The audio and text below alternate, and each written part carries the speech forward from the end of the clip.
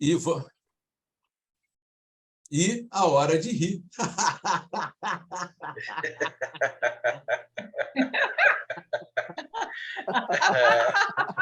Muito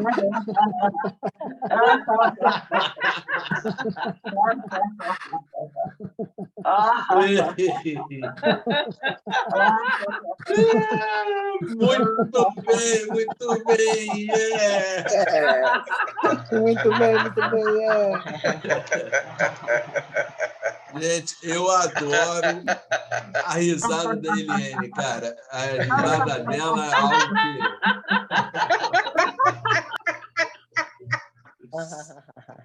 Bem, gente, primeiro eu quero fazer um esclarecimento. Embora a polêmica seja a minha praia, né, cara? Eu acho que a polêmica tem essa característica de provocar nossa curiosidade. Quando...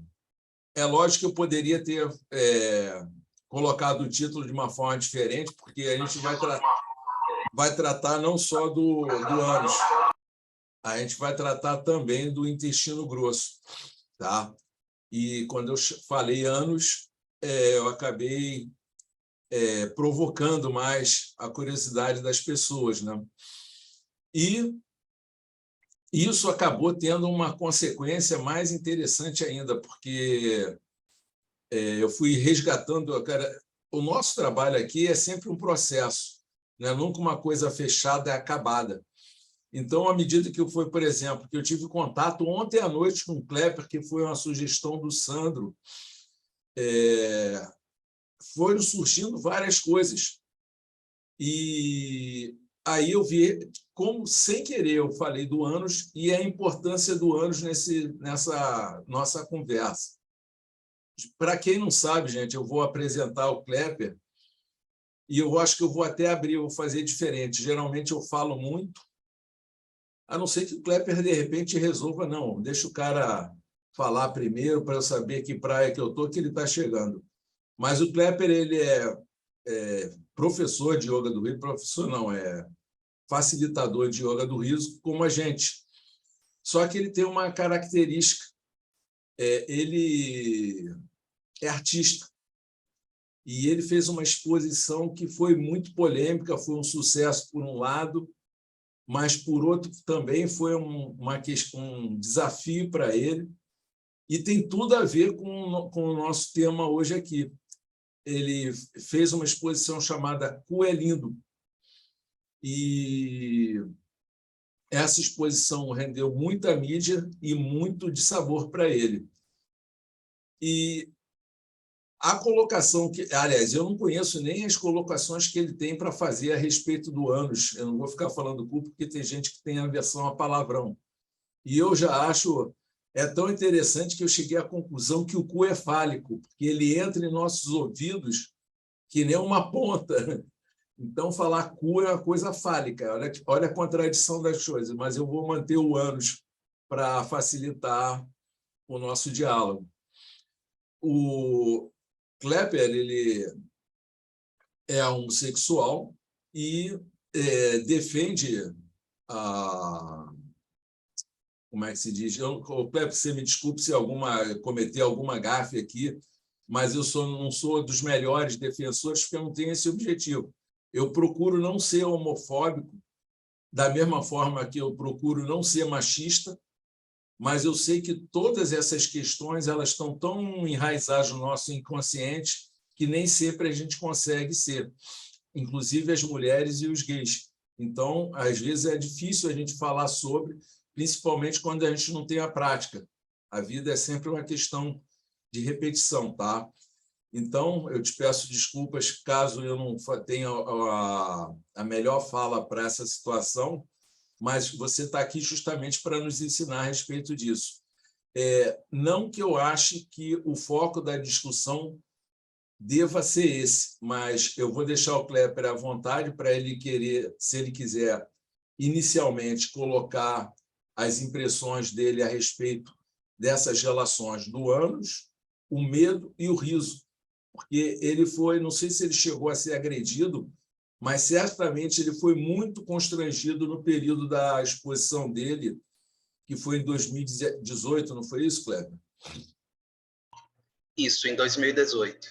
Então, eu gostaria que ele falasse e também falasse sobre o que ele analisou, porque ele certamente fez muita pesquisa a respeito do ânus para poder fazer algo que representou uma parte da vida dele, que foi exemplo para muita gente, entendeu? Eu acho importante a gente falar isso, até porque é um viés que o Sandro traz muito aqui para a gente, para acabar com a discriminação, para a gente ter mais abertura com o outro.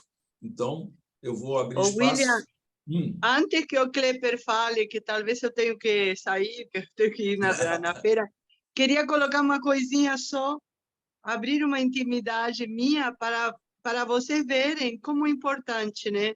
Ontem eu fiz um tratamento oncológico de colo de útero. E ontem fui, até me emociono, na reconsulta.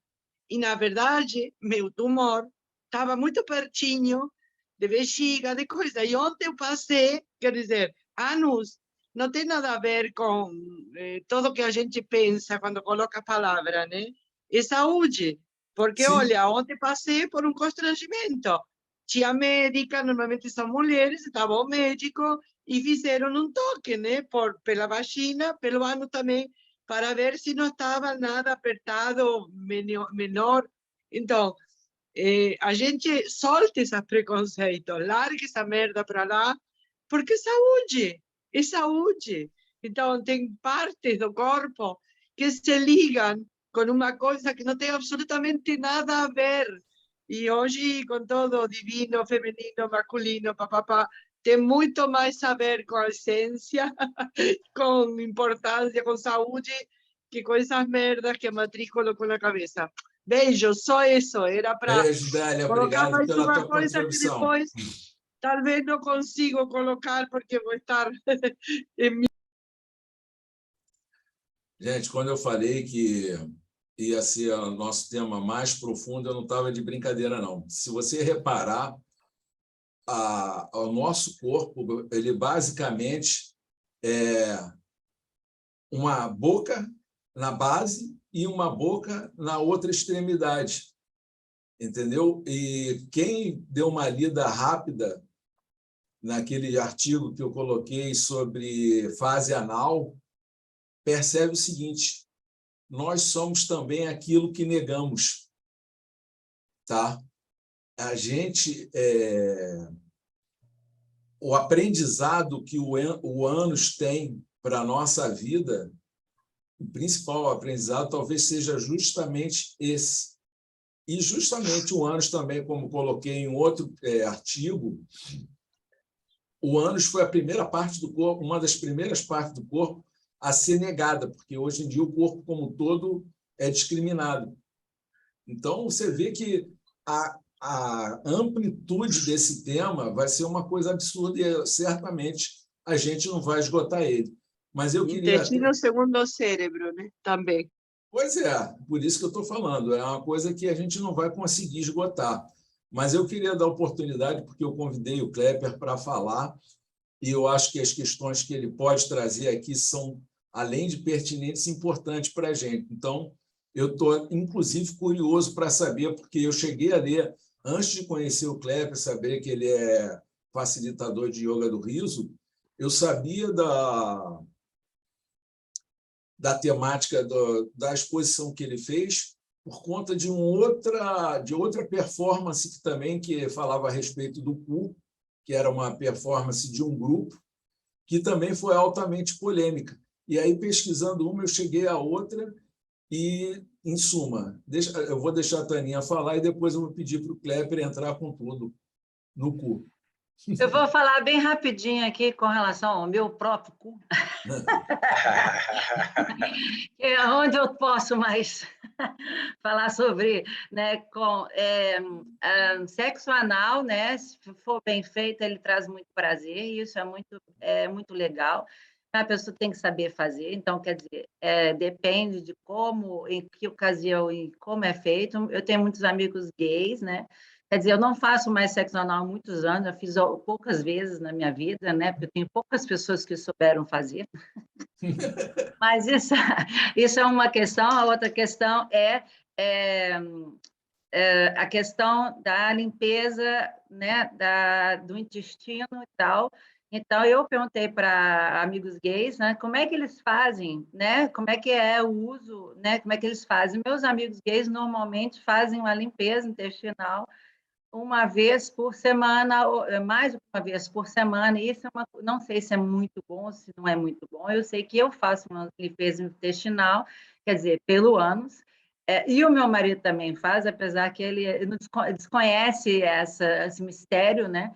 E ele não gostou muito, não gosta muito, mas faz quando a gente faz o Panchakarma aqui em casa, que é uma limpeza de são os 9 dias, e a gente faz os últimos 3 dias com esse ritual para limpar. Então, quer dizer, é muito saudável pela parte realmente da limpeza, né, que a gente faz, sei lá, 3 vezes por ano, 4 vezes por ano.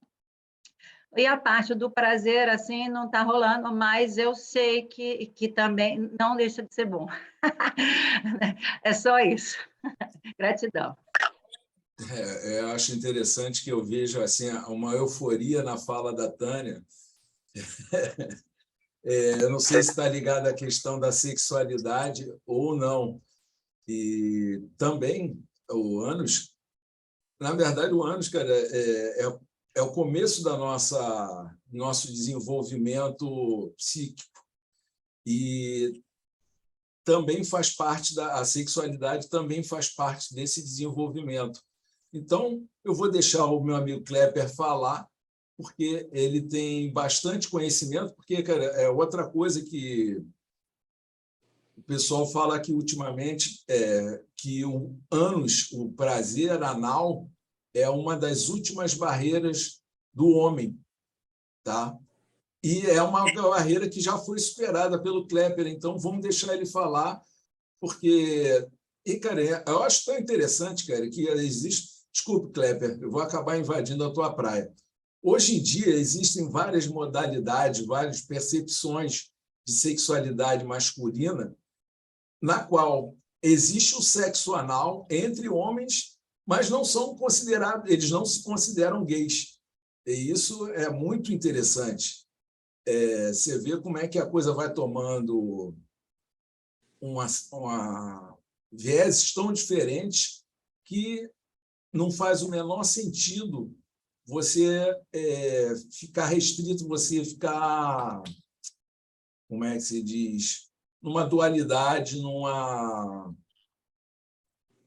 radicalidade. Mas vamos lá, vamos deixar o Klepper falar, que eu estou realmente curioso por todo o conhecimento que ele pode nos trazer. Alegria, alegria. Bom dia a todos.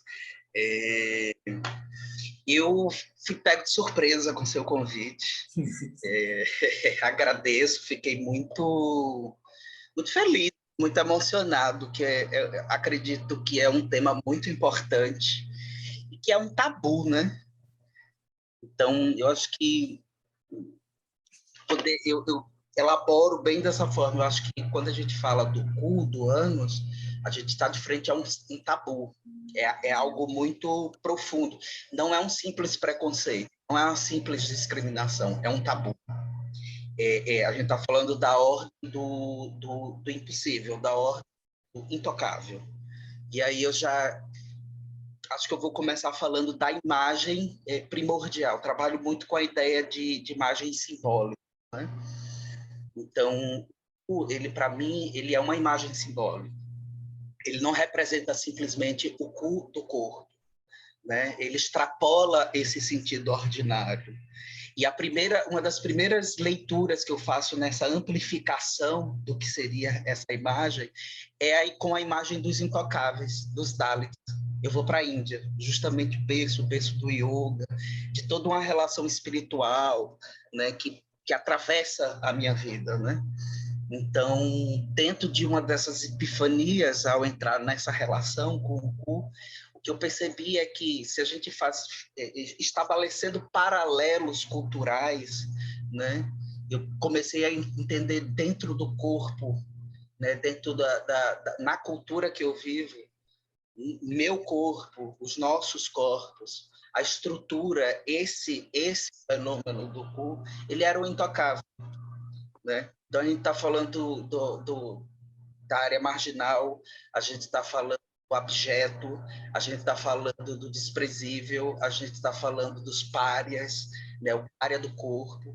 E aí eu puxo isso para uma relação, para a minha condição social, a minha sexualidade, a homossexualidade, né? Então, a gente está falando também de corpos párias, de corpos intocáveis, né? Da ordem do abjeto, né? Então, acho que é uma primeira grande relação. E aí eu falo de mim. Eu sou Kleber, né? Eu sou artista do corpo, performer, ator, trabalho com pesquisa de linguagem. Um dos meus grandes objetivos é desenvolver possibilidades de comunicação. Eu tenho formação sou bacharel em teatro, licenciado em artes visuais, especialista em arte, terapia e processos de criação, que aí eu me ligo ao campo da psicologia analítica junguiana, com uma forte relação, talvez a relação mais forte, né, com Nise da Silveira, que é realmente uma grande inspiração, o Museu de Imagens do Inconsciente, o Instituto Nise da Silveira, no Rio de Janeiro. Também vou me ligar muito fortemente com as teorias de Antonin Artaud, né, que é outra grande fonte. E aí, caminhando, voltando para o processo criativo do Poelindo, eu iniciaria falando, né, dessa relação do intocável, que aí também vai entrar direto com uma outra dimensão, que é da escatologia, né? A escatologia, tanto no sentido da criação, dos mitos de origem, do surgimento, de como se dá esses processos criativos e que se tornam grandes fenômenos, como, por exemplo, o processo criativo que nos traz até aqui, que nos tornam, nos fazem essas pessoas, né? Pessoas humanas, masculinas, femininas, e entre, processos do entre, né? Então, somos muito mais do que simplesmente essa polaridade de masculino e feminino. Existe muito mais o entre o masculino e o feminino do que talvez o masculino e o feminino em si, né?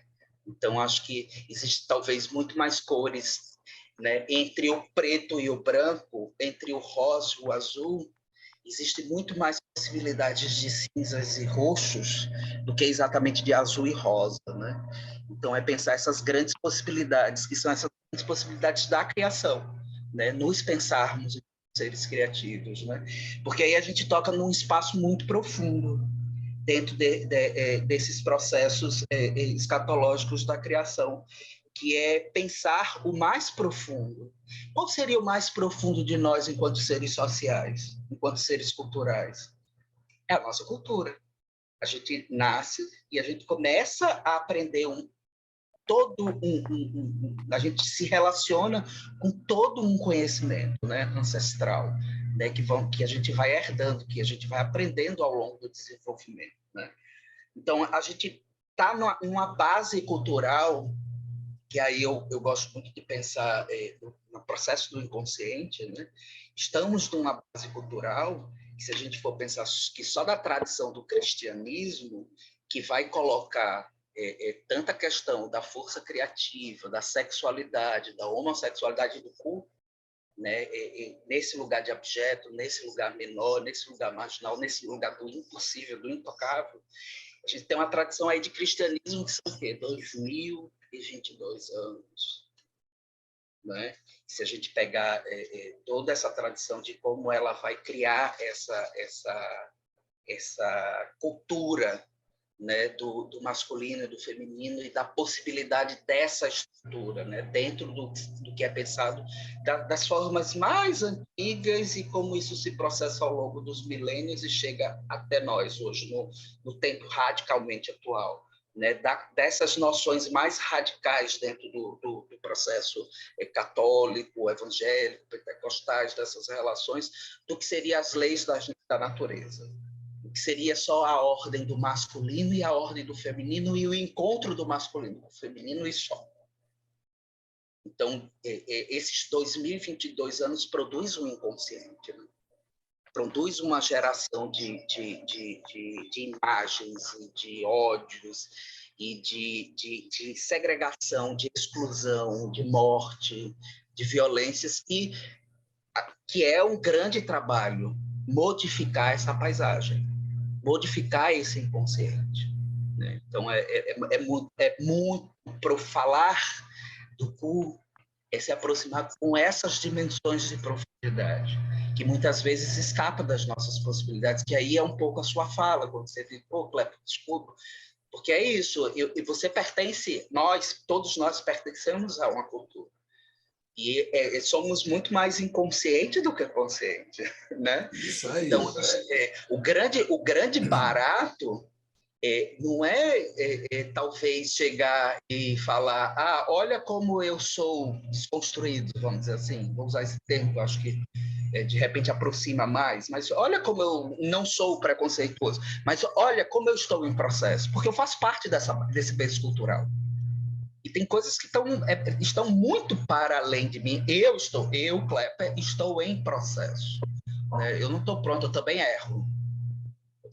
Em muitos momentos. E a maior parte das vezes eu agradeço muito pelos meus erros, porque são eles que me ensinam muito. Eu sou fruto de muito erro. Hoje eu sou o produto de muitos erros, né? De muitos erros, né? Eu sou um sujeito errante no mundo, né? E isso me constitui, me torna e me aproxima. Talvez traz uma das mais profundas e belas passagens da minha humanidade. Vou usar esse termo para aproximar também. Poderia tecer várias críticas conceituais, né? Mas aquilo que me aproxima do meu humano, aquilo que me aproxima dos meus afetos, das minhas emoções, aquilo que me dá amorosidade no coração e alegria para abraçar, para acarinhar, para acolher e para sorrir. Então, essa dimensão da escatologia, a gente teria que tocar nesse mais profundo das nossas bases culturais, do nosso inconsciente. Do consciente LGBTI mais fóbico que forma a nossa sociedade. Todo o nosso processo de violência, a chegada dos europeus, aí a gente vai para uma outra dimensão. Ele está na região do Muladhara Chakra, né? Então, a gente está falando das raízes, a gente está falando da ancestralidade, a gente está falando das profundezas, a gente está falando do mais profundo. Então, a gente chega na invasão dessas terras, quando os europeus invadem o território, que hoje a gente chama Brasil, porque não era Brasil. Né? Então, existe todo um processo de roubo, de apropriação, toda uma violência, um estupro dessa terra, das mulheres, o genocídio dos povos originários dessa terra. Né? Então, a gente está falando de todo um escopo, de toda uma base cultural que a gente volta de novo para o tema do tabu. Né? A gente vive num país que tem enormes problemas de base, enormes problemas estruturais que não se consegue sequer tocar. A gente tem problemas, os problemas de base do Brasil são intocáveis. A gente vive num berço de sangue, de miséria, de violência, de chacina.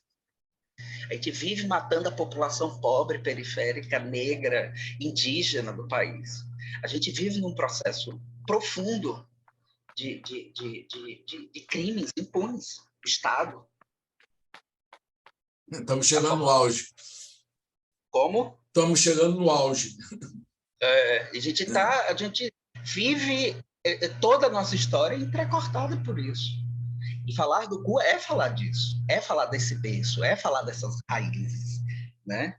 E aí a gente vai se aproximando do abjeto, cada vez mais dessas relações obscenas da vida, né? Porque o Estado brasileiro é um Estado absolutamente obsceno. Né? Então, o que seria obscenidade? Falar cu?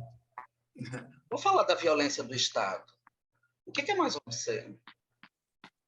Será que quando eu falo cu, quando eu faço uma exposição chamada "Cu é lindo", ofende tanto quanto é tão obsceno quanto o espancamento que eu sofri na rua, no Rio de Janeiro? porque eu fui agredido 2 vezes só no ano de 2012, de forma física grave, no Rio de Janeiro. Uma na Lapa e uma em Pedra de Guaratiba. O que é mais obsceno? Falar com o Elindo, fazer uma exposição com o Elindo com todas as memórias da vida, a história da minha vida, a partir do recorte da homofobia?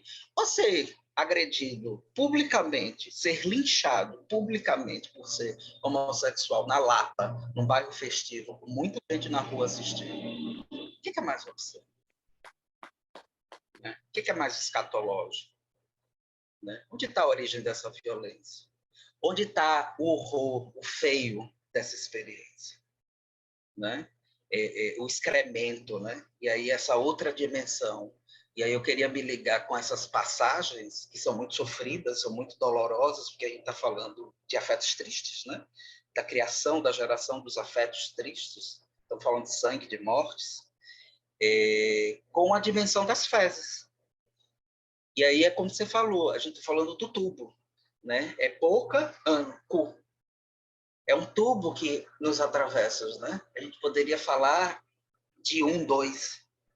Né? Então, um tubo que atravessa todo o processo digestivo, fogo digestivo, processo da digestão, todas essas relações orgânicas que existem. Né? E toda essa matéria que a gente coloca para dentro com o intuito da alimentação, para obtenção de energia, minerais, dessa relação que acontece e do excremento que sai. Né? Então, se a gente vai falar em termos reprodutivos, talvez a gente seria mais interessante falar em termos criativos, porque as fezes aleitam o solo. Né? Então, a gente está falando de um processo que aquilo que é nojo, o nojo, né? O abjeto, nojo. Mas se a gente pensar, o que alimenta a Terra? Né? Eu fico imaginando um passarinho voando, né, quando ele faz cocô e solta as sementes, né? Essas fezes que constroem florestas, né? Essas fezes constroem a diversidade. Né? Então, se a gente for pensar essas relações do cu, a gente já vai se aproximar de um princípio profundo, que é o aleitamento da terra, que é a diversidade da vida vegetal, que é a fertilidade do solo. E aí a gente se aproxima dos cultos de fertilidade, que é uma outra grande dimensão do meu trabalho. Hoje em dia eu falo que eu não faço mais processos artísticos, porque eu me distanciei muito, a parte estética se diluiu no meu trabalho. O entendimento estético é outro. Eu faço processos de cura. Então, quando eu desenvolvo um trabalho artístico, quando eu estou falando do Cu é Lindo, eu não estou falando exatamente de um trabalho artístico, eu estou falando de um processo de cura. Quando eu faço a exposição, eu estou compartilhando esse processo de cura, eu estou compartilhando essa aventura com quem desejar, com quem desejar ser testemunha dessa vida que está em ação, dessa vida que está se curando. E a cura entendida também a partir de 2 grandes metáforas. Uma que é a pérola, do processo da construção das pérolas, que aí vem me liga com o mito fundador do processo do Coelhinho, dos meus processos artísticos, que é o Omolu, o orixá da cura. O Omolu também é o senhor das pérolas. A pérola, a ostra, quando entra um corpo estranho dentro dela e que ela não consegue se regenerar, ela não consegue expulsar esse corpo estranho, ele tende a criar uma inflamação, a criar um processo de adoecimento. E a forma que ela encontra para se curar é secretando a madrepérola e encapsula e forma a pérola. A formação da pérola é um processo de cura. Então, eu falo que eu faço pérolas. Eu crio pérolas, eu encapsulo essas, transformo. Então, é transformar as paisagens mentais, as memórias, a história de vida, as violências, as agressões em pérolas. É criar esse ambiente de processo de transformação, que aí eu volto para os símbolos da transformação, que aí eu volto para a força do intestino, para a boca ao ânus.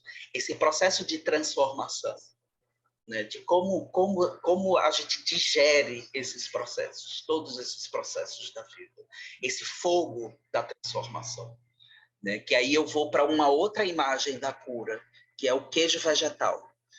O processo de cura do queijo vegetal. A epifania do encontro com a imagem da pérola, com a epifania de fazer, né, de produzir o queijo e colocar ele para fermentar e acompanhar o processo de amadurecimento do queijo, o processo de cura do queijo, me trouxe o entendimento dessa vida. E aí a gente está entrando nos micro-organismos, né? Eu sou diferente de só, eu sou igual à legião. Nós somos o resultado de muitas vidas que acontecem ao mesmo tempo, né? Então, se a gente pensar toda a flora intestinal, todas essas relações que acontecem, se a gente pensar micro-organismos, células, todas essas consciências que estão habitando juntas e estão produzindo essa consciência, estão produzindo essa pessoa que está aqui nesse momento. Então, eu sou diferente só, sou igual à legião. Eu sou memória. Eu sou memórias ancestrais. Né? Eu sou memórias ancestrais, eu sou memória, eu sou anterior, eu sou óvulo, eu sou espermatozoide. E aí eu me ligo também à ideia do biochip, da Ana Branco, lá me fugiu agora, PUC, do projeto da alimentação viva, me esqueci o nome agora, o biochip, né? A semente é um biochip. Todas as informações estão ali dentro, né? As nossas sementes, né, que vem lá do meu pai, da minha mãe, né, todo o processo uterino, a vida uterina, a escuta do que existe ali, o meu nascimento. Nem quando eu nasci eu estava sozinho.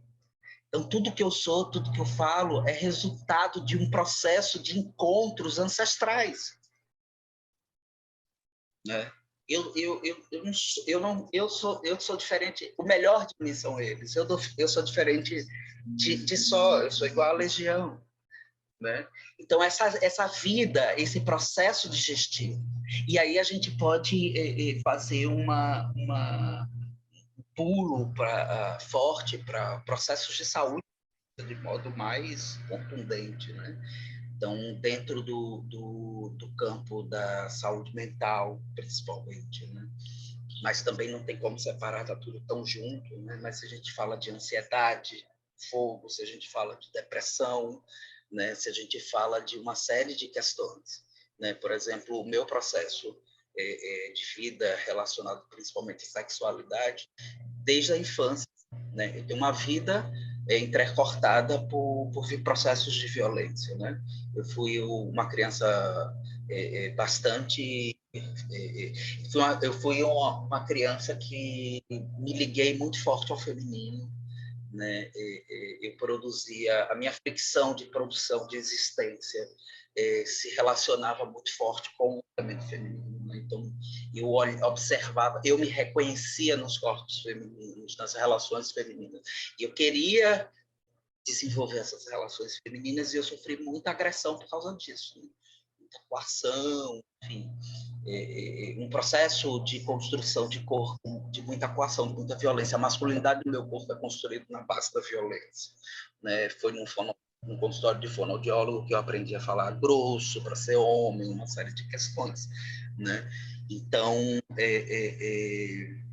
eu fico até um pouco emocionado a falar, que eu, às vezes até me perco, né? Mas então, o que acontece? Ao longo da vida eu tive que lidar com essas forças, e essas forças geram muitos afetos tristes, são forças que nos distanciam do que nós somos, né? E essa distância do que somos cada vez mais nos torna um outro, que muitas vezes está doente porque se torna homofóbico, se tornam pessoas extremamente agressivas, né? Porque estão distantes de si mesmas, né? Do si mesmo, do mais profundo de si, né? Nos torna doentes, nos torna depressivo, crises de pânico, são tantos processos que conseguem, que se desenvolvem, né? Mas eu tenho a felicidade porque existe algo que eu ainda não consigo explicar, mas uma força dentro de mim que me leva muito no sentido da vitalidade, do existir. Eu sempre tive uma relação muito forte com plantas, com terra. cresci no jardim, isso me trazia muita cura, né? Essa mão na terra, cresci no meio de bicho, gato, cachorro, galinha, então peixe, papagaio, tinha muitos animais ao meu redor, assim. Eu conseguia ter uma vida animal muito forte, assim. Eu acho que essa vida animal ela me trouxe muita cura, assim, ela me ajudou muito no meu processo, né? Mas eu, ao longo da vida, que eu chamo das tecnologias de vida, que são os processos que eu fui desenvolvendo para conseguir viver, conseguir me manter vivo, né? Então, o yoga do riso, a alimentação viva, uma série de práticas que eu fui ao longo da vida pesquisando, estudando, arte, terapia, a psicologia junguiana, né? Uma série de elementos que eu fui estudando, aprofundando, é isso, muito estudo, muitas referências, muitos amigos, muitos artistas, e que de muito encontro, né? Que foi criando essas tecnologias, né? Que são esse suporte para viver, que são esses processos de cura, tem como resultado esses processos de cura, né? Que foi trazendo a cura. Então, o Cu, eu acho que ele está completamente, enfim, é uma visão, uma abordagem muito holística, eu não consigo separar, né? Que aí eu acho que toca também numa passagem que você falou no início, que foi comentado no início, na questão do acolhimento, acolher as sombras, né? A gente precisa acolher as sombras, a gente precisa olhar para a sociedade, para toda essa raiz, para toda essa origem, para todo esse passado histórico de sangue, para tudo que nós somos hoje, né? Tudo aquilo que a gente quer esconder, né? Toda a sombra, tudo que é objeto feio, e trazer para a luz, acolher. Você senta aqui comigo, pegar a tristeza, a depressão, senta aqui comigo. Vamos olhar, vamos acolher, vamos trazer para junto, para a gente conseguir. A partir de, eu não consigo, no momento, elaborar de outra maneira. Eu acho que só a partir do momento que a gente consegue olhar, tá, jogar luz, que aí eu falo pequenas iluminações, né? Eu não acredito hoje em dia mais numa grande iluminação. Eu acredito que nossas vidas são repletas de microiluminações.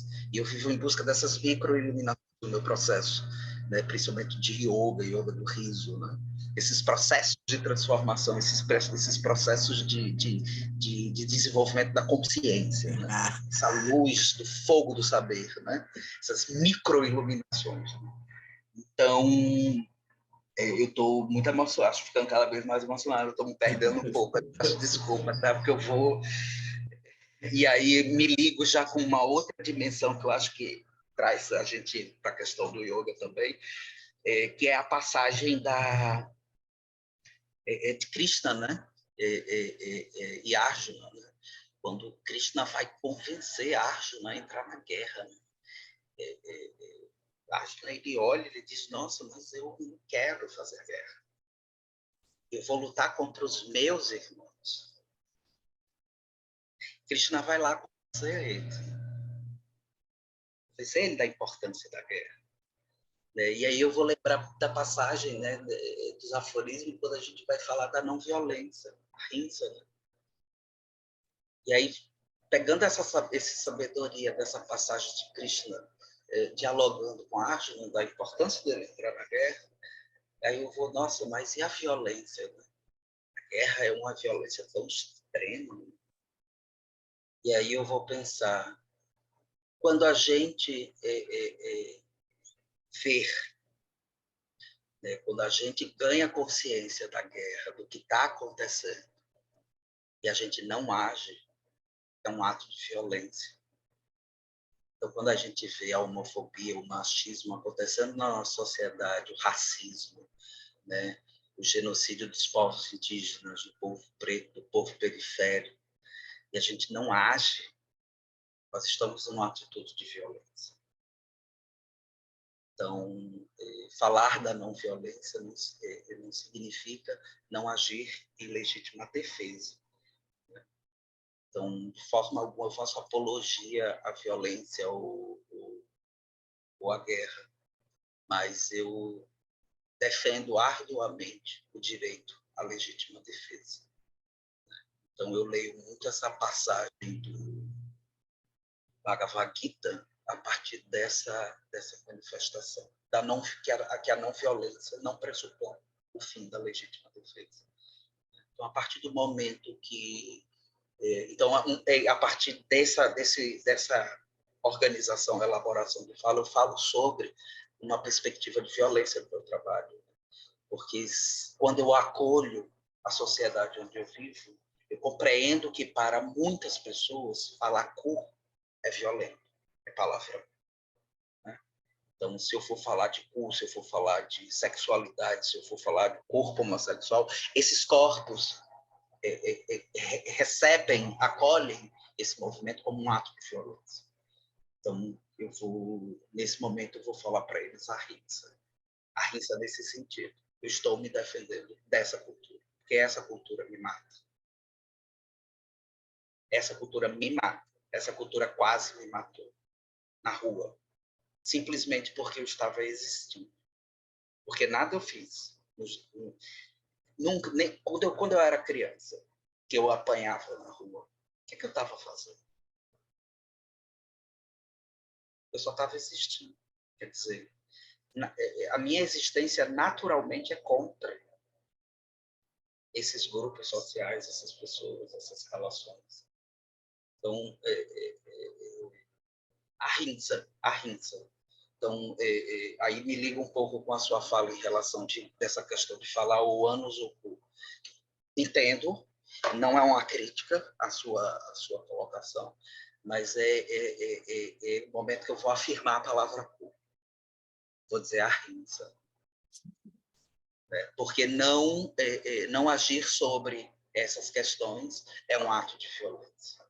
E aí também aproveitar esse momento para dar os parabéns. Assim, é muito bonito ver momentos como esse. Assim, é raro encontrar esse tipo de discussão de forma tão aberta, de forma tão bonita. Foi a Tânia que falou do sexo anal, né? Que coragem, que coisa bonita. Quer dizer, olha que grupo bonito, olha que processo, né? Esse processo desse grupo, né? E é isso que eu hoje acho que eu mais valorizo. Perdão. Uma das coisas que eu mais valorizo hoje em dia é essa energia do processo. Estamos em processo, né? Então, quando eu vejo pessoas, grupos que estão em processo, nesse processo de mediação com sua cultura, com suas origens, com suas raízes, com tudo que nos formou, com o nosso consciente e inconsciente, é isso, gente. É processo do fogo digestivo, né? Porque dentro dessas relações, a gente está falando de espaços de cura muito profundo, né? Por exemplo, a alimentação viva, muitos processos de cura, um processo de transformação da alimentação, a gente cura. Né? Eu, depois dessas agressões que eu sofri no Rio de Janeiro, principalmente a segunda, eu tive um processo muito forte de crise de pânico, de depressão. Né? E um dos fortes instrumentos de cura foi o processo de produção de imagens. Eu fui para a alimentação viva, para fazer uma profunda desintoxicação. Por quê? Porque o medo, né? O medo ele é disparador da produção de muitas substâncias orgânicas. A gente produz muitas toxinas quando a gente sente medo. Então, no momento que eu estou ali na situação de ser linchado na rua, todas essas substâncias tóxicas de defesa, de medo que elas produzem no corpo, e elas deixam resíduos. Porque a crise do pânico, eu leio no meu processo como um retorno. Quer dizer, toda vez que eu volto para a rua, eu perdi a inocência. Por ser homossexual, a qualquer momento eu posso ser vítima de uma agressão novamente, eu posso ser morto. Então, isso gera quer dizer, essas toxinas, elas começam a agir e começam a criar memória. Então, a partir do processo das práticas naturais de autocuidado, eu comecei a fazer um profundo detox para me liberar dessas químicas. E eu conquistei muita cura. Eu decidi não ir para as camisas de forças químicas, os remédios químicos, né? Eu resolvi ir para os processos das práticas naturais de autocuidado. Então, a alimentação viva, esses processos de desintoxicação orgânicos, e eles me trouxeram muita cura. Eu consegui o meu processo de cura, né? E os enemas já entra também na fala da nossa colega, que eu não recordo do nome, É a Tânia. que falou sobre... foi a Tânia que falou sobre o enema, né? O enema, ele faz parte dos criais do yoga, né? A gente está falando dos processos purificatórios, dos processos de limpeza, né? Então, tem toda a limpeza do cólon, tem toda a limpeza do intestino, né? O que eu sou super a favor, eu pratico também, é um super instrumento de desintoxicação, e aí a gente poderia falar do Instituto Anne Wigmore, a gente poderia falar do Instituto Gesso, né, que desenvolve processos com alimentação viva, ou terapia, o projeto Biochip, que vão dialogar muito com esses processos, principalmente o yoga, no meu caso, né, enquanto pesquisador, desses processos de limpeza no meu mundo mais bichíssimo, né? A gente fala da açúcar, né? Fala muito desses processos de limpeza, a gente faz açúcar, né? Então, eu não acho que isso deve ser usado de modo, né? As minhas pesquisas, os meus estudos me revelam que não deve ser usado de modo indiscriminado. Não é bacana você sair colocando, sei lá, qualquer água, de qualquer forma, para limpar, né? Então, a gente está falando da flora intestinal, a gente está falando do colo, um lugar muito delicado, a gente está falando de uma área de mucosa que é muito vascularizado, né? Então, exige uma série de cuidados. Os processos de limpeza dentro das técnicas de yoga e de outras técnicas, como, por exemplo, que eu citei, né, terapia, Instituto Moia, Instituto Gesso, que falam muito da questão da flora intestinal, do cuidado com a flora intestinal. Né? Então, é bacana sempre que fizer os processos de limpeza, como é que me perdi a palavra, mas repositor de flora. Né? E aí, por exemplo, você pode ter uns processos de kombucha, de kefir, né? Você tem probiótico, a palavra. Então, sempre que fizer os processos de limpeza, você tem ingestão de probióticos. Que eu costumo dizer que os probióticos são os exércitos, né, que a gente bota para dentro para nos defender. São a construção dos nossos exércitos internos. É bastante...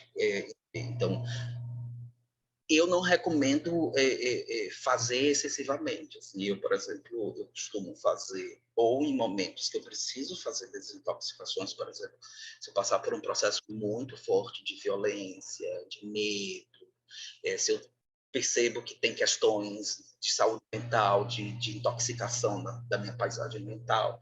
Então, eu entro em ciclos de desintoxicação que eu faço. Aí pode ser que eu faça vários dias consecutivos, 2 vezes na semana, 3 vezes na semana, dentro de um processo terapêutico que é montado nesse momento.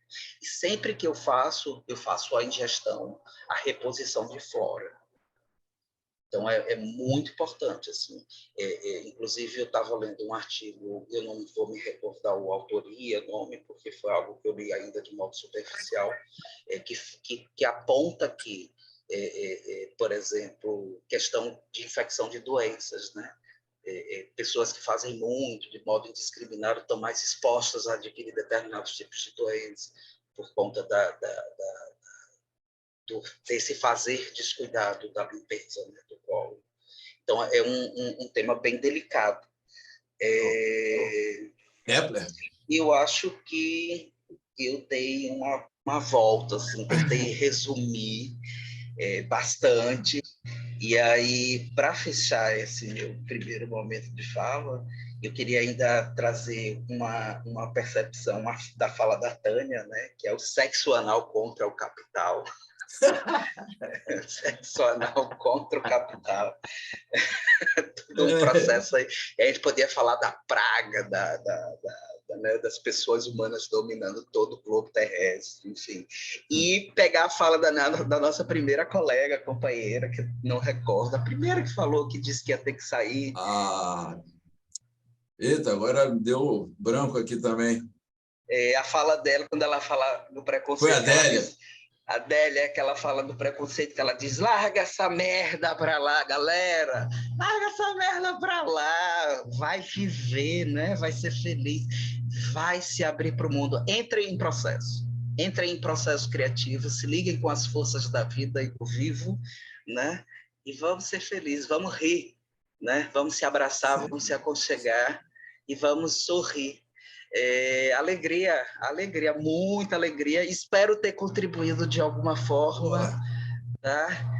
Muita coisa boa, muita axé, muita totô. Omolu, Quiron, alegria. Ô, Klepper, eu vou dizer uma coisa para você. Você quebrou vários paradigmas e se tornou o símbolo da mudança do saber do riso para a saúde do riso. Você trouxe tanto conteúdo, tanta riqueza para esse diálogo, que eu não vou dar conta de traduzir tudo, de reportar tudo que você trouxe. Mas, para tentar fazer um vínculo para a proposta, eu já vou começar dizendo o seguinte: se seu riso começa e acaba na boca, ele é incompleto. O seu riso precisa ir da boca ao cu, porque senão você está rindo. E foi isso que me motivou a criar essa conversa, porque o meu processo para a construção disso começou justamente no corpo, quando eu faço as minhas práticas pessoais. Quem pratica yoga tem uma prática que é do Kundalini Yoga, e o riso, a respiração do fogo, você faz praticamente com Ashwini Mudra. O Ashwini Mudra, para quem não sabe, são contrações sucessivas do ânus. E quem tem uma prática de yoga sabe das importâncias dos bandas, que são contrações, que são trancas para direcionamento da energia. Então, eu procuro, durante o processo de riso, fazer essas trancas, tá? Então, eu vi tanta coisa, cara, interessante, que, por exemplo, quando o Klepper falava de uma forma tão séria, de assuntos tão sérios, e falava cu, me dava vontade de rir. Mas só que eu lembrava que a gente não pode rir do outro. Além do mais, que o cara estava falando de coisas íntimas, de coisas sombrias da vida dele, eu não poderia nunca rir, mas me dava vontade de rir. E, cara, mais uma vez, eu vou tentar criar vínculos. O riso, na verdade, ele, numa última análise, diz o seguinte: eu estou cagando para tudo. E, mais uma vez, você cria um vínculo com o ânus, tá? O riso, ele, de alguma forma, ele traz uma compensação para uma fala que o Klepper falou de trazer luz. O ânus é tido como uma área obscura. Aí eu olhei para a Etienne, a negritude da Etienne, que é a coisa mais linda do mundo, cara, e que também é negado pela sociedade. O negro é negado, o gay é negado, o cu é negado. Em suma, o cu trata do negativo, mas o negativo é uma polaridade que sem ele não tem todo. E se você quiser falar de totalidade, de espiritualidade, você tem que falar do cu, você tem que falar do negro, você tem que falar do gay, você tem que falar do ânus, da mulher. A mulher é negada. Você tem que falar da passividade. Então, eu não vou dar conta de, mais uma vez, eu vou falar. E aí eu vou abrir, porque uma coisa que o Klepper não sabe é que em nenhum momento da história do saber do riso, e agora a saúde do riso, foi dado tanto espaço de fala. Eu falo muito, entendeu? E procuro abrir espaço para todo mundo participar. Só não sei se todo mundo vai se sentir à vontade de falar do ânus ou falar dos temas. Inclusive, cara, está tão inédito isso aqui, que chegou aqui o Marcelo Rutzen, que é um super parceiro da gente, que está sempre acompanhando, é um cara super ocupado, e vê, cara, ele, não sei qual é a intenção dele, mas o fato que, como segundo cérebro, o ânus e o intestino devem endereçar também a ele. E você já falou brilhantemente sobre a questão da flora. Gente, eu estava pesquisando as bactérias, que também foi outra coisa que o Klepper trouxe, as bactérias da flora intestinal da mãe fazem parte, até onde eu entendi, fazem parte do desenvolvimento do cérebro do feto. Então, você vê como é que... Cara, e também na poética que ele trouxe da formação da pérola, eu ficar imaginando o seguinte, eu não sei se depois a ostra ela espelha a pérola ou não. Você pode me retornar isso, Kleber? Não, ela não espelha. Então, cara, é mais interessante. Ela permanece com a pérola dentro dela. Ela é justamente esse processo de não conseguir expulsar os corpos estranhos que faz ela criar a pérola. Tá. É porque eu acabei fazendo uma relação entre as fezes e a pérola. É como se ela transformasse merda em beleza. Entendeu? Olha que coisa interessante. Então... Perdão de te cortar. E é exatamente isso. É o belo, feio, feio, belo. É transformar o fundo fétido da podridão da cidade, de toda essa cultura abjeta, em belo. É devolver para a sociedade em forma de belo. E se a gente pensar as fezes dentro desse processo de transformação, quando a gente aleita a terra dentro do culto da fertilidade, de produzir e gerar a vida, tem algo mais belo do que a geração da vida? Pô, não tem.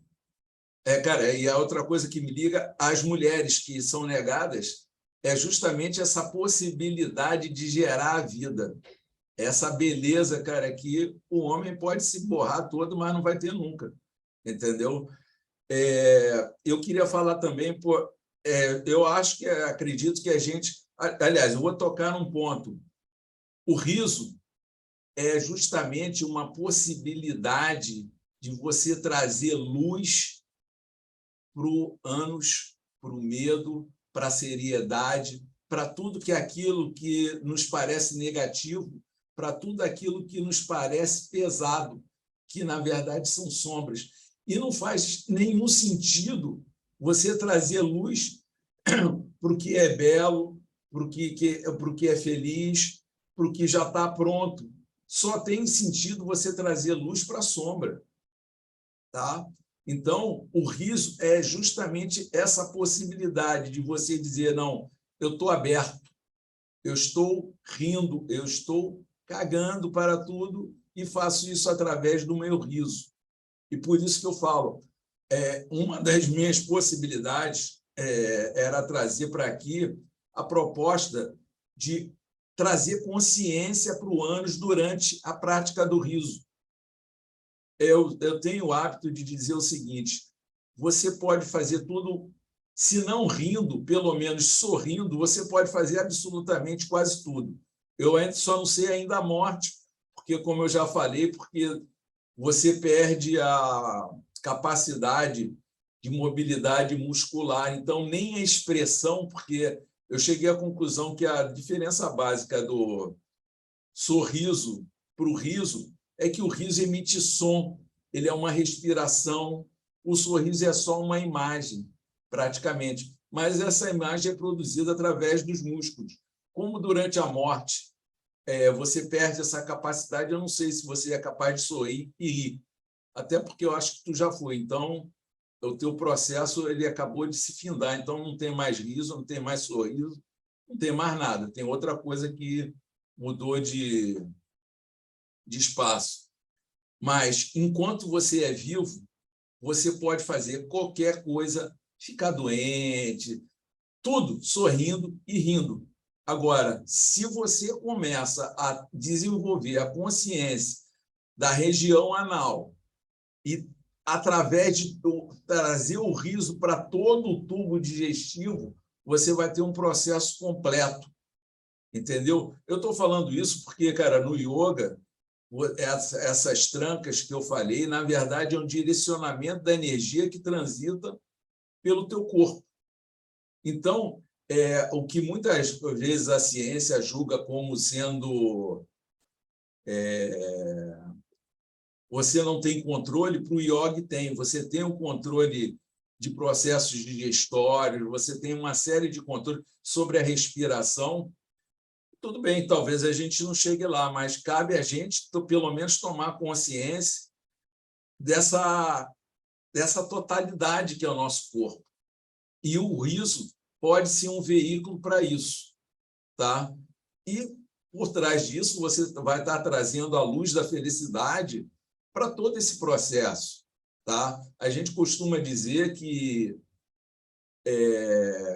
nem sempre a perfeição não existe, na verdade. O que existe é aquilo que você é capaz. E muito do que você é capaz é feito através do seu apego, do seu gosto, daquilo que você gosta. O riso, para a maioria das pessoas, é uma coisa gostosa. Então, vamos usar o riso para tomar essa consciência, para desenvolver essa consciência corporal, para trazer todos esses processos de saúde que o Klepper citou e perceber que até na doença existe saúde. A doença, inclusive, tem um livro chamado A Doença como Caminho. E outra coisa que também me veio agora, eu achei muito interessante. O Klepper falou de cultura, de cura, que vem do prefixo cu. Na verdade, não vem, mas tudo tem cu na história. Então, vamos falar de cu, cultura, e vamos desestigmatizar o cu, porque, na verdade, é apenas um sonzinho que a nossa mente, a nossa cultura estigmatizou. Mas, na verdade, ele pode ser muito útil quando você abre a visão para o cu. Tá? E aí eu vou deixar, se alguém quiser comentar alguma coisa, quiser dar alguma contribuição, porque eu tenho que dar uma parada, porque assim como o Klepper, e olha que o Klepper, em função de tudo que ele passou, toda a resiliência que ele foi capaz de desenvolver, fez com que ele transitasse em vários mundos com muita maestria. E isso trouxe uma riqueza para o nosso diálogo inacreditável. Eliane, volta aqui, Eliane. A Eliane uma companheira. Você está onde, Klepper? Eu estou em Maceió, Alagoas. Tu está em Maceió? Porque tu, pelo jeito tu é um transcontinental. Tu vai para aqui, vai para lá, já esteve no Rio de Janeiro, já esteve na Bahia. Eu já morei em todas as regiões do Brasil. No extremo sul, mais distante que eu morei foi na cidade de Rio Grande, e no extremo norte, mais distante que eu morei foi na cidade de Pacaraí, na fronteira com a Venezuela. Eita! Morei em Salvador, Rio de Janeiro, São Paulo, Boa Vista, Pacaraima, Florianópolis, Maceió, Natal, enfim, um monte de lugar. Corumbá, Mato Grosso do Sul. Uma vida de viagem, de trânsitos. Pois é, na verdade, mais uma vez, transitar entre a boca e o ânus, ou entre a boca e o cu, como queira, é fazer a viagem do autoconhecimento. Sim. Tá? Sim. Agora sim, a Eliane voltou, levantou a mãozinha, a gente vai abrir espaço para a nossa musa, que ela ficou tão feliz quando foi falar, porque ela teve uma experiência anal durante o medo. Então, acho que vale a pena, se ela quiser desenvolver essa fala, a gente trazer para aqui. Que maravilha! Gratidão infinita por essa oportunidade, né? Quando eu vi, assim, o fato de ter mudado o nome do grupo, Saúde e Riso, a foto, aquele arquétipo, mexeu muito com o meu inconsciente. E aí, quando eu vi a proposta, medo, riso e cu, né? Que é mais engraçado falar cu. É mais divertido, como pode ser mais divertido tudo isso? E eu imediatamente fez alusão a um processo que aconteceu comigo esta semana.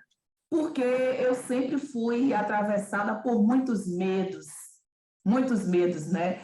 Medo de ser mãe, medo de casar e uma série de medos. E eu não fazia contato, não fazia ideia de todos esses medos. E a partir do momento que eu comecei a fazer esse processo de autoconhecimento, de resgatar o meu corpo, porque religiões, a cultura nos nega a posse do nosso corpo. E foi isso que eu fui entendendo. Quando eu era criança, eu era muito chorona e eu era muito, assim, reprimida. E eu lembro que Gretchen, eu queria rebolar. E aí disseram para mim, você é dura. E eu passei a vida inteira com o corpo todo tenso, todo contido. Eu tenho fotos de quando eu tinha mais ou menos uns 8 anos que o corpo estava assim, torto. E você é torta. E era só críticas e críticas. E como eu fui religiosa, né?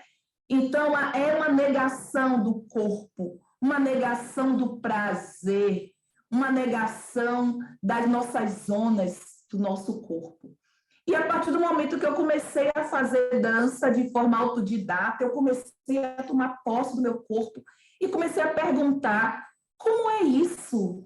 Como é que disseram que o corpo é pecado, que o corpo, que dança é erotismo, porque tem algumas vertentes religiosas que quando pede para movimentar é erotismo.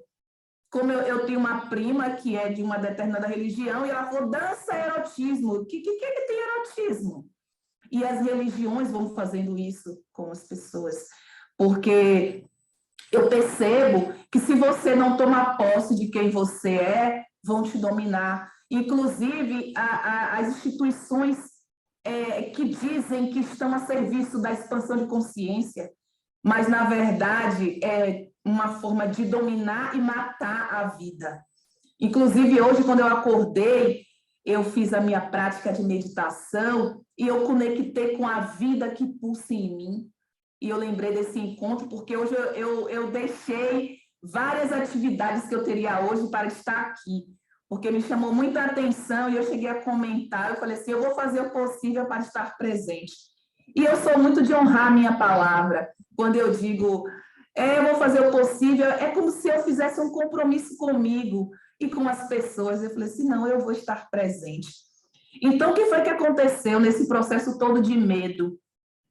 Eu me permiti enfrentar os meus medos e eu estava com muito medo das águas. Água é o nosso elemento mãe. No útero, estamos imersos nas águas. E eu com medo das águas. E eu comecei a fazer caminhadas e a tomar banho de mar. Mas eu estava com medo das águas, medo de me afogar. E um dia eu vi um cachorro, estava as ondas, e eu estava lá tomando meu banho de mar num lugar bem rasinho, que o meu medo não ia me permitir mais um pouco. E eu fiquei ali sentada nas margens do mar. E um cachorro estava com a sua dona e ela jogou uma bola para o cachorro ir pegar. E as ondas, o cachorro com toda a confiança entrou naquelas águas para pegar a bola. E eu olhei assim, o cachorro confia em você. E aí eu disse, eu vou entrar na aula de natação, eu vou superar isso. E fui para as aulas de natação. Mas essas aulas de natação mexeu com tanto conteúdo dentro de mim, tanta coisa que as águas fez reverberar, porque a água, ela é o início da vida. As águas é a nossa mãe, o sol, nosso pai. É a nossa mãe maior, é as águas. E aí eu falei, eu vou me reconciliar com as águas, essa mãe, as águas. E aí teve um dia que eu fui fazer aula de natação, e às vezes eu tomava um caldo da onda, porque eu estou praticando essa natação no mar aberto, não está sendo em piscina, está sendo no mar, a professora dá aula aos alunos no mar.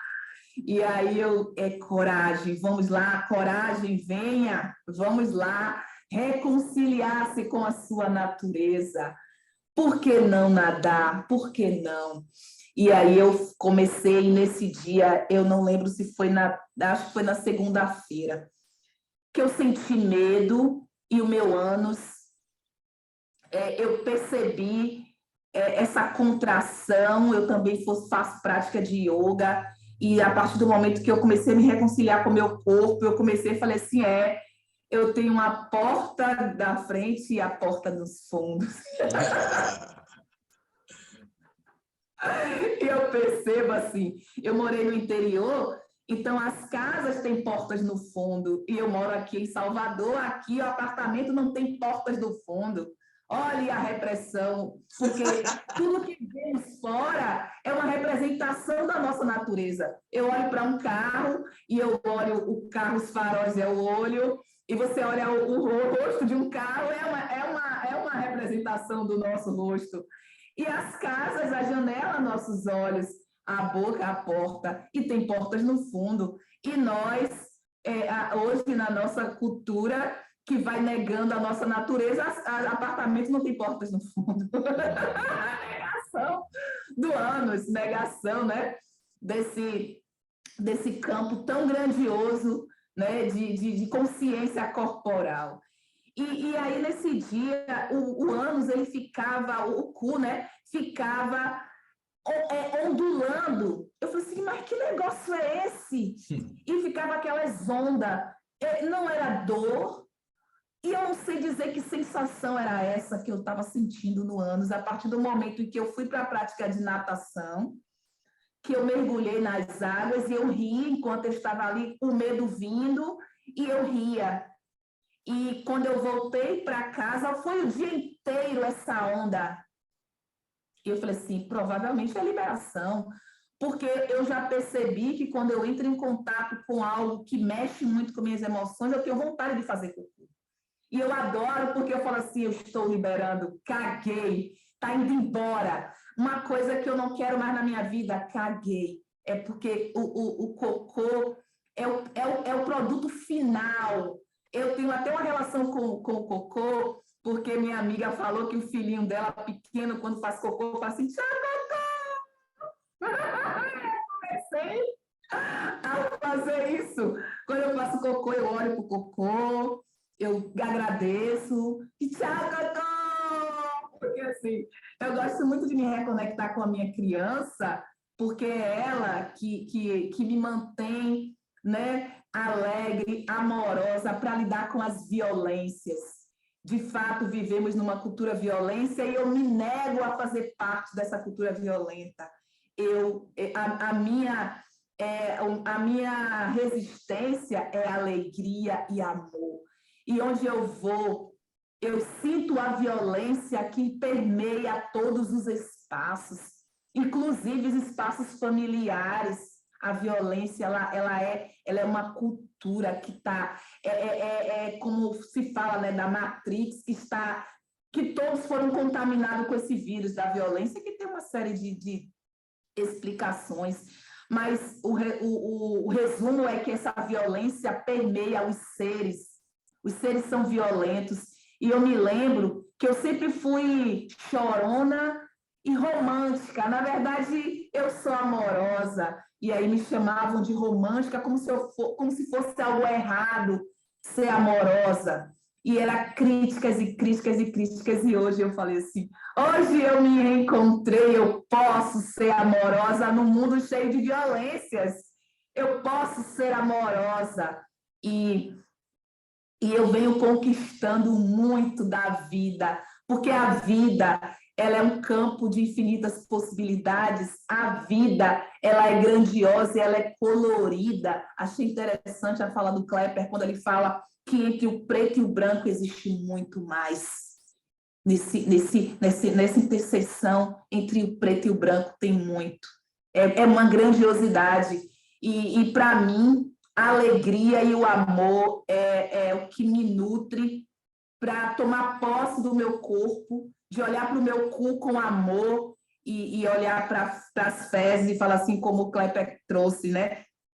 Desse processo de fertilizar a terra, né? Eu lembro que eu sempre, no interior, usamos muito o cocô de boi, o cocô do cavalo, o cocô do meu pai mesmo cria galinhas lá, usa o cocô da galinha para adubar a terra e as plantas ficarem lindas. Então, olhe, e eu até já me perguntei por que não temos mais banheiros secos para que as fezes adubem a terra?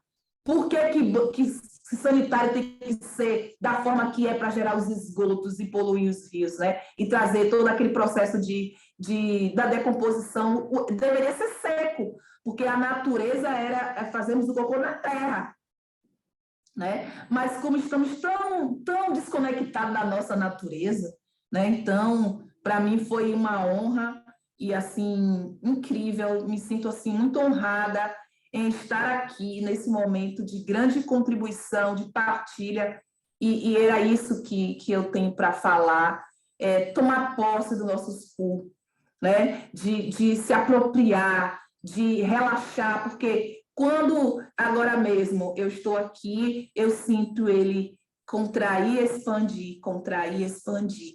Então, é a posse do nosso corpo que não temos, que negam o nosso direito. É como se nessa cultura vamos nos perdendo de nós, e eu estou... Onde foi que eu me perdi? E aí eu digo, eu estou me reencontrando. E eu me reencontro através da posse do meu corpo. Eu me reencontro da posse de quem eu sou, de reconhecer a minha importância e o meu valor no mundo, porque eu sou uma célula desse planeta. E eu não me importo se existe aqueles que não me aceitam por conta da cor da minha pele, por conta porque não é só a cor da pele, é o ser mulher, é o ser nordestina, é o ser do interior, é uma série de violências, porque tudo isso se constitui violências, e eu vou olhando para tudo isso a minha forma de superar tudo isso, de resistir a tudo isso é com amor e alegria. E eu quero agradecer, meus amores. Beijos com alegria! Gente, cara, que bacana.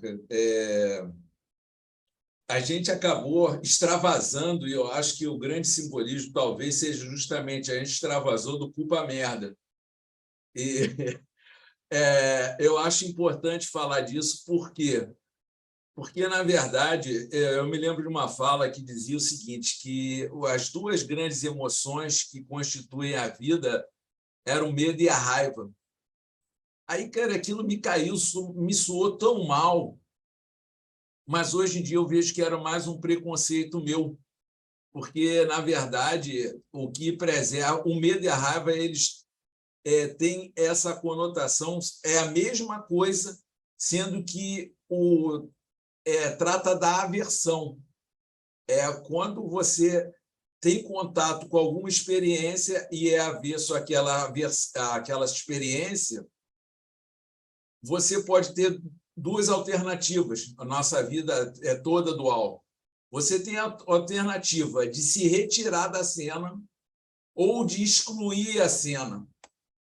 Quando você se retira da cena, você está atuando com medo. Quando você quer excluir a cena, você está atuando com a raiva. Mas, no fundo, se trata de a sua própria constituição, porque você só é alguma coisa a partir de outra. Tá? Então, a gente está falando de processos que, na verdade, eles são integrativos, mas quando você tenta excluir o medo, a raiva, a violência. Por exemplo, o Klepper falou de defesa e violência, ou seja, ataque e defesa. As duas coisas são complementares. Foi só a violência que ele sofreu que permitiu ele ser o ser tão total que ele é. Se ele não tivesse passado por toda essa violência, eu não estou fazendo exaltação da violência, até porque eu acho que o desequilíbrio humanitário está justamente na exacerbação da violência. Então, a gente tem que estar o tempo inteiro buscando esse equilíbrio da dinâmica entre o positivo e o negativo. E eu acho que o riso é justamente essa possibilidade de você descarregar, assim como eu estava fazendo uma outra associação entre o ânus e o riso. Na verdade, o sistema digestório tem aqueles movimentos... Como é que é, cara? O movimento que o intestino faz, eu me esqueci o nome que dá. Pode falar, Cleber. Os movimentos peristálticos? Peristálticos. O riso, cara, uma das grandes importâncias que eu vejo no riso é a questão da pulsação. O riso faz o corpo todo pulsar, entendeu? Então, se você começa a integrar a tua pulsação do riso com a pulsação do teu coração, com a pulsação dos teus intestinos e com as pulsações eletromagnéticas do teu pensamento, você vai estar integrando todo o teu ser. Não, cara, não só o corpo físico, fisiológico, mas até teus pensamentos. Então, essa discussão toda que eu estava em processo, porque, na verdade, isso só é possível com a participação de vocês. Eu, sozinho, nunca seria capaz de desenvolver esse tema todo. Entendeu? Então, agora falando um pouquinho da mudança de saúde, de saber do riso para a saúde do riso, a proposta que eu tenho no futuro, estou lançando aqui precipitadamente, é que um dia a gente possa ter uma comunidade na Bahia, uma comunidade mesmo, um espaço de terra, porque eu aprendi que você, para existir, você tem que ter espaço, além do espaço do seu próprio corpo, mas você ter um espaço na Bahia, uma área onde você possa ter moradia, trabalho e sustentabilidade. E justamente dentro desses processos que a Eliane falou, no qual as fezes fertilizam a terra, no qual nós produzimos a nossa energia, no qual a gente divide, faz um co-work das nossas produções artísticas, culturais ou de saúde. Em suma, concretizar isso, realizar isso. A gente, de alguma forma, já está criando isso no online, mas tentar realizar isso até dentro daquela visão dos astras indianos, essa coisa toda. Então, eu disse, hoje em dia, para você poder concretizar a coisa, já que o mundo está ficando muito virtual, às vezes dificulta. Você tem tanta oferta virtual que o concreto fica mais difícil. Eu disse, não, eu vou tentar ampliar mais uma vez para depois contrair e concretizar. Então, a minha proposta é essa. E eu acho que eu vou ter que fechar, porque também tem o seguinte, eu estou vendo aqui o horário pelo computador, mas já são 8h30. E eu preciso fechar, porque daqui a pouco minha esposa vai dar aula de astrologia e vai precisar do Zoom. E eu queria saber se alguém quer fazer mais uma fala rápida. Eu queria agradecer o Cleber e a Eliane, que são duas figuras lindas, maravilhosas, que, cara, deram um novo colorido ao antigo saber. E o Hudson, parceirão, veio trazer, ou seja, o futuro e o passado aqui, fazendo um todo com presente. Se quer falar, meu amigo Hudson? Saudade, cara. Fala.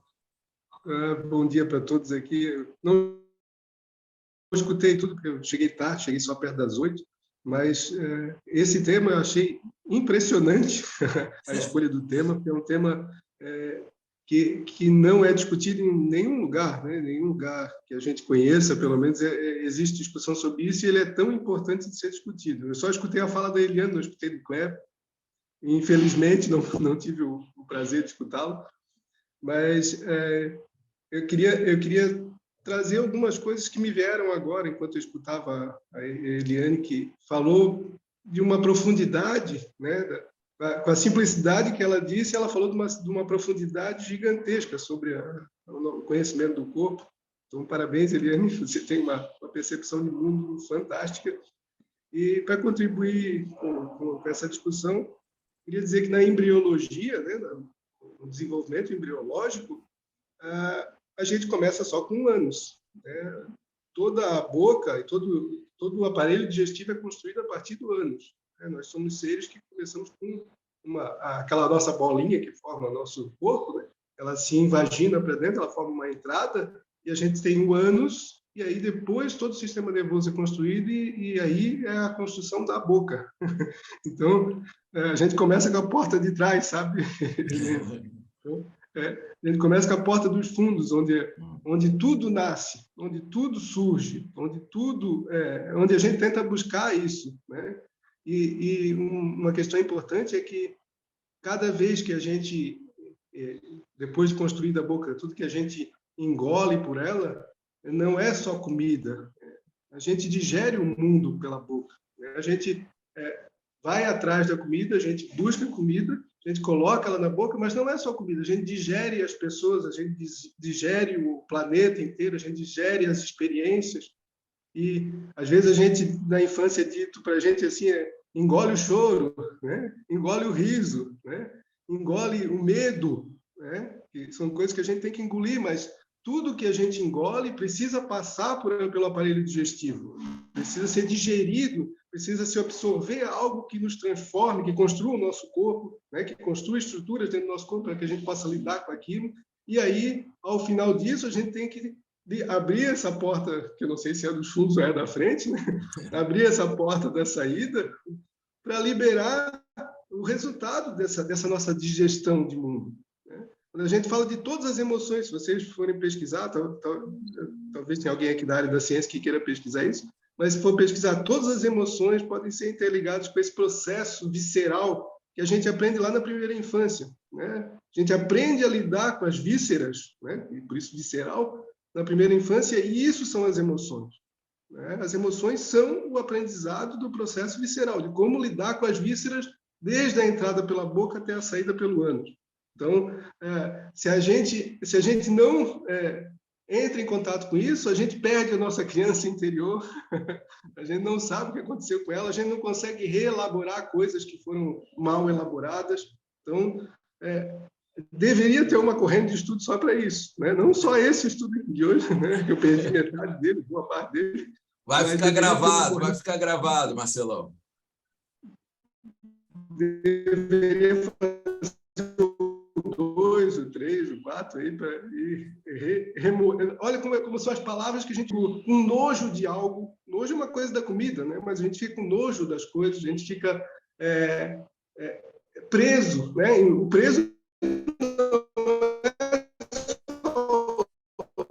tá falhando um pouco, Marcelo. A ideia fica presa dentro de mim, o meu intestino fica preso, né? Oi, vai falhar? Alô? Agora melhorou. Então, as palavras que têm um significado bem profundo dentro da gente têm a ver com as nossas vísceras. E quando a gente fala lá do cérebro, o sistema límbico que lida com as emoções, ele não lida com as emoções, né? Ele vai fazer um processamento secundário dessas nossas vísceras, né? E depois passa isso para o nosso pensamento superior. A gente acha que pensa sobre algo, mas, na verdade, é as vísceras que estão nos dirigindo, as vísceras que estão nos comandando. Então, se a gente for olhar o sistema nervoso, a gente tem o nervo vago lá, que é muito falado. Hoje em dia o pessoal faz terapia para regular o nervo vago, mas o nervo vago ele inerva todas as vísceras e depois ele vai lá no finzinho, lá na região sacral, lá no chakra da base, olha, uma região importante, que a gente está falando de anos aqui, né? Lá na região sacral, e tem uma outra inervação que faz o nervo vago, mas essa inervação sacral faz o nosso lado parasimpático, né? O nosso lado de repouso e digestão, o nosso lado de alívio, o nosso lado não só de digestão da comida, onde a gente absorve nutrientes e constrói nossa estrutura, mas onde a gente absorve memórias e guarda dentro da gente. Então, memórias têm a ver com digestão. Então, a Eliane falou coisas que fazem junção com tudo isso, né? Quando ela ficou com medo, quando ela foi reprimida, não foi só o corpo da Eliane que foi reprimido, foi várias formas de pensar sobre o mundo que foram reprimidas, né? E que agora ela está conseguindo liberar através da dança, através da natação, através desse olhar de mundo e através do riso, porque o riso deve ter influência nisso, né? Todo mundo que está aqui entrou na história do riso. E o riso, ele faz, como bem disse o William, faz os movimentos peristálticos voltarem a fluir, sabe? Ele libera, porque quanto mais a gente se trava, quanto mais a gente se reprime, menos a gente consegue liberar, menos a gente consegue respirar com o diafragma, menos a gente consegue perceber isso, né? Que não está mais respirando com o diafragma. A gente começa a descer do diafragma para baixo e botar para funcionar as vísceras de novo. Marcelão, eu vou ter que encerrar aqui. Não, Se você topar... Só queria agradecer pela oportunidade aí de ter ouvido coisas grandiosas. Que pena que eu não ouvi do Kleber, mas pelo que o William falou, foi fantástico também. Não, vai estar gravado, vai lá para o canal. Agora, se você topar, a gente faz o segundo tempo da neurociência do CUR. Aí você que sabe. Se você quiser combinar, eu convido o Klepper novamente aqui e a gente faz topo. Aí, tá vendo? Eu topo, é só me chamar que eu venho. Se Bora, você Marcelo. se comprometer, a gente combina lá pelo... Eu não posso semana que vem, porque eu tenho graduação, tem que ser na outra semana. A combinar. Vê o dia ali no grupo do WhatsApp, a gente combina. Daí. Então tá fechado. Gente, não tem como não fechar com gargalhada.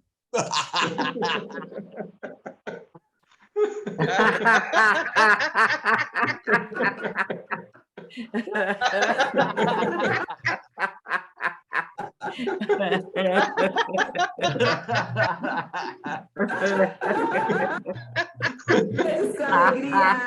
Vamos!